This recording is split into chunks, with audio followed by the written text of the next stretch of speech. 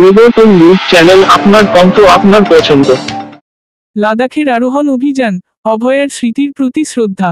নমস্কার, আমি পরিবর্তন নিউজ চ্যানেল। এখানে আজ স্মৃতি রক্ষার অদ্ভুত প্রচেষ্টা।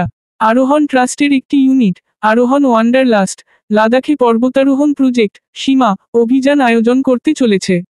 যাত্রাটি 26শে জুলাই 2025 তারিখে কলকাতা থেকে শুরু হবে।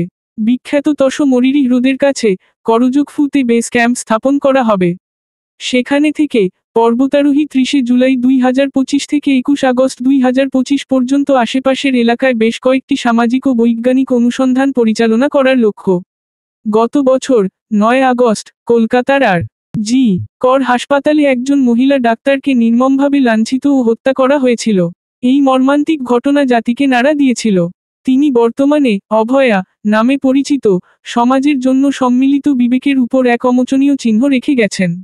যখন এই প্রত্যন্ত অঞ্চলে অভিযান শুরু হবে, অভয়ার স্মৃতির প্রতি শ্রদ্ধা জানানো হবে। অজানা শৃঙ্গগুলির মধ্যে একটিতে আরোহণ করার এবং এটি অভয়াকে উৎসর্গ করার পরিকল্পনা করা হয়েছে। প্রতীকীভাবে এর নামকরণ করা হবে অভয়ার সম্মানে। 27শে জুলাই 2025 থেকে 24 আগস্ট 2025 তারিখে লাদাখের তসো মরিরি হ্রদের কাছে রূপসু উপত্যকায় আসন্ন পর্বতারোহণ অভিযান ও অন্বেষণ উপলক্ষে কলকাতা প্রেস ক্লাবে আজকের সংবাদ সম্মেলন অনুষ্ঠিত হয়েছে।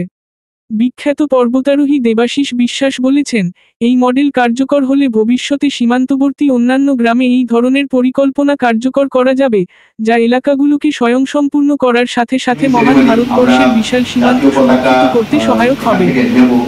আর আজকে আরেকটা ভালো দিন, 1947 সালের আজকের দিনেই আমাদের ভারতবর্ষের জাতীয় পতাকাকে গ্রহণ করা হয় অ্যাসেম্বলিতে। তো আজকে জাতীয় পতাকা দিবস, তো খুব ভালো লাগছে।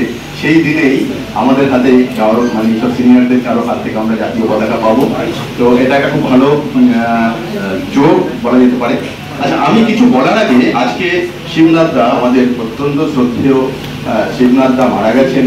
তো আমি তার